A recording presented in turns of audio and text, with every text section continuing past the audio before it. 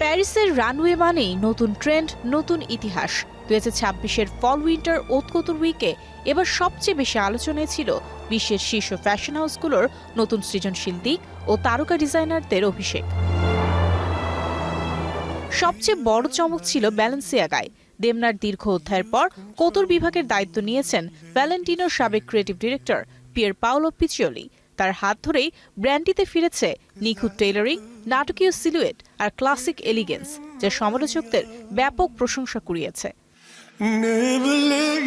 অন্যদিকে ক্রিশ্চিয়ান ডিওরের হয়ে জোনাথন অ্যান্ডারসনের দ্বিতীয় কতুর শো ছিল শিল্প আর ফ্যাশনের অনন্য মেলবন্ধন।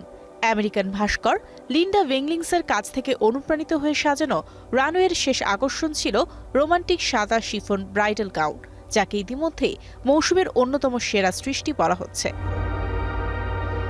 চমক ছিল শ্যানেলের গ্র্যান্ড প্যালেস শোতেও। ম্যাথু ব্লেজির অধীনে ব্র্যান্ডটির আইকনিক টুইট পেয়েছে একেবারে নতুন আধুনিক রূপ, আর উদ্বোধনী দিনেই দর্শকদের মুগ্ধ করেন Schiaparelli Daniel Roseberry. The call of the white থিমে সমুদ্রের অতল জগতের পরবাস্তব সৌন্দর্যকে তুলে ধরেন তিনি রানওয়েতে। পাশ্চাত্যের এই দাপটের মাঝেও নজর কেড়েছে প্রাচ্যের ঐতিহ্য।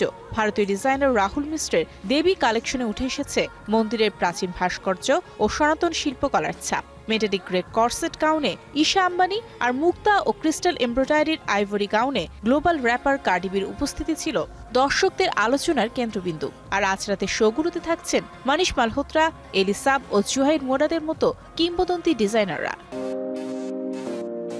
রানওয়ের পাশাপাশি ফ্রন্ট রো ছিল তারকাদের মিলন মেলা। Bad Bunny, Michelle Yeoh, Sabrina Carpenter, Priyanka Chopra, Nick Jonas আর কে-পপ গ্রুপ 17-এর কিম মিনগিউ সহ বিশ্বের নানা প্রান্তে তারকাদের উপস্থিতিতে প্যারিস যেন পরিণত হয়েছে গ্লোবাল ফ্যাশনের রাজধানীতে।